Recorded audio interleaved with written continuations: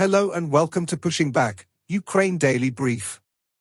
As the war enters its 1071st day, these are the main developments from the past 24 hours. The update from the General Staff of the Armed Forces of Ukraine. Russia has lost approximately 834,670 troops in Ukraine since the beginning of the war. The number includes 1,670 casualties over the past day. According to the released Ukrainian figures, Russia lost 10 tanks, 24 armored combat vehicles, 29 artillery systems, 1 multiple launch rocket system, 57 drones, 1 cruise missile, 97 vehicles, and 3 pieces of special equipment. In the last 24 hours, the Russians launched 152 combat clashes and carried out 31 airstrikes, including 55 guided bombs on the territory of Ukraine. They also used 988 kamikaze drones and carried out around 4,000 attacks on the positions of Ukrainian troops and settlements using various types of weapons.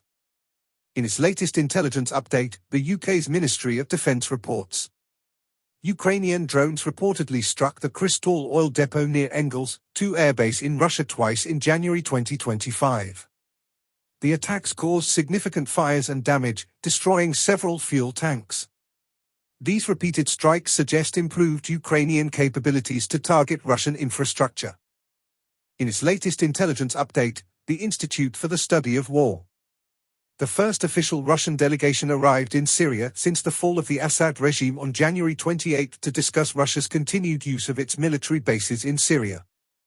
The Russian military continues to evacuate military assets from the port of Tartus amid the ongoing Russian-Syrian negotiations. The Russian military likely formed a separate unmanned systems regiment at the military district level in order to augment Russia's unmanned systems capabilities. The creation of this regiment supports the Russian Ministry of Defense's recent coordinated effort to establish the unmanned systems forces within the Russian military and centralize control over informal drone detachments. A senior NATO official acknowledged that Russia is escalating a sabotage and destabilization campaign against European NATO member states in Europe to deter further military assistance to Ukraine. Ukrainian forces recently advanced in Toretsk and near Pokrovsk, and Russian forces recently advanced near Toretsk, Pokrovsk, Kurakov, Velika Novosilka, and in western Zaporizhia Oblast. The Russian government continues to use its Time of Heroes program to appoint veterans of the war in Ukraine to federal government positions as part of wider Kremlin efforts to militarize Russian society. In President Zelensky's nightly address, he spoke about 3 key areas. Firstly, response to suspended U.S. aid programs. Ukrainian officials have begun addressing the suspension of U.S.-funded programs, prioritizing energy resilience, veteran support, and border modernization.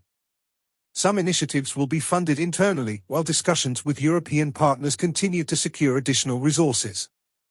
The government is also conducting a broader audit to assess the impact and explore alternative support mechanisms. Secondly, energy security and European cooperation. Ukraine is working to restore and develop its energy system, with President Zelensky expressing gratitude to energy sector workers. Talks with European partners, including Denmark, focused on maintaining unity and demonstrating the benefits of a shared energy market. Strengthened bilateral cooperation with Denmark was highlighted as crucial for European stability and Ukraine's resilience.